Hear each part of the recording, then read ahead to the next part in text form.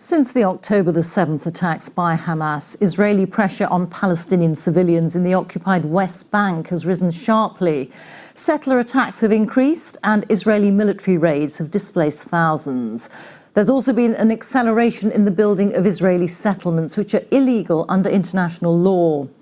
Our international editor, Jeremy Bowen, has spent time in the occupied West Bank and a warning that his report contains distressing images from the start. It took 10 days for Israel to release the body of Ordi Hadawin so he could be buried in Al-Khair, the village where he lived and where he was killed by a Jewish settler. On the 28th of July, Ordi filmed this video of a confrontation at the gates of the Jewish settlement right next to the village. Local people believed the digger was going to cut off their water and power. On another camera, the settler at the gate is Yinon Levy, already sanctioned by Britain and the EU for threatening Palestinians at gunpoint and destroying their property to force them off their land. Ordi's video is on the left. Levy raises his weapon, seems to take aim, and fires. The shot hits Ordi. He drops his camera as he falls. He died soon after. Levy pleaded self-defense to manslaughter and was freed by a sympathetic judge. Ordi Hadawin was a well-known Palestinian activist and journalist. His blood has been left where he fell, around 40 or 50 yards away from where the shot was fired. Family and village elders who gathered to mourn him said he took no part in the confrontation, filming, holding his 5-year-old son, Watan, who saw him die. They said 16 of their relatives were arrested by Israel after the killing. Unlike the shooter, some are still being held. Life is difficult. The Israelis are harassing our livestock and detaining people. They want us to leave our land and village. We are standing next to your brother's blood here. What impact will his killing have on the village? His death has left a hole in our hearts, but it's given us strength to keep fighting for our land. The violence started during work to extend the Jewish settlement of Carmel. The project continues, protected by Israeli security forces. Violence by Jewish settlers against West Bank Palestinians has increased sharply since Hamas attacked Israel on the 7th of October 2023.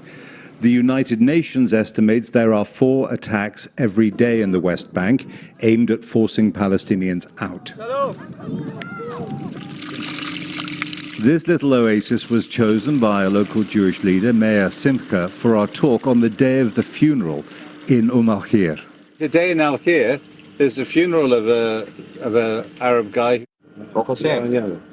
Thank God, he said. Religious settlers like Simcha believe God gave this land to the Jews. He is a happy man. The Palestinians, he says, have lost hope. There is still opposition to our presence in the land, but the enemy is starting to slowly understand they have no future here. I ask you and the people of the world, why are you so interested in those Palestinians so much? Why are you obsessed with them? The Palestinians don't interest me. I care about my people. The Israeli military, the IDF, is also putting Palestinian civilians under pressure. One example, back in February, as the army attacked armed groups in Tulkarem's refugee camps in the northern West Bank, soldiers cleared areas, Gaza-style, destroying civilian infrastructure. 6 months later, the camps are largely empty. Most of more than 30,000 Palestinian civilians the army ordered out of their homes across the northern West Bank have not been allowed back. Only a few have. This couple let us follow them home. She asked not to be identified. It was the first time she'd seen their home since February. The house was burnt out. The TV and the fridge were gone. They believe all done by IDF soldiers who had controlled the area. When I saw it, I thought, this isn't a house. It's a nightmare. I wish I was dreaming and hadn't seen the house like this. What did we do to deserve this? We are just civilians. Our dreams, our joys, our gatherings, everything was in this house. What am I supposed to tell my children when they come and see the house like this?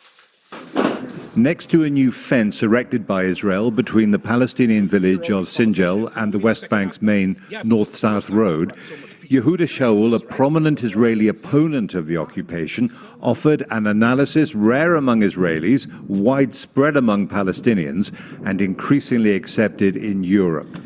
I think while we see a war of extermination in Gaza, in the West Bank we see a massive campaign by the state and the settlers in order to basically ethnically cleanse as much land of the West Bank from Palestinians. Of course, if Mr. Netanyahu was here or any of his supporters, they'd say, what a load of rubbish. This is about Israeli security against terrorism and attacks on Jews. What do you make of that? If October 7 taught us one thing is, if you really care about protecting Israelis and Palestinians' life, you need to take care of the root causes of the violence. Which are? Decades of brutal military occupation, displacement of Palestinians in a conflict that is going on for about 100 years.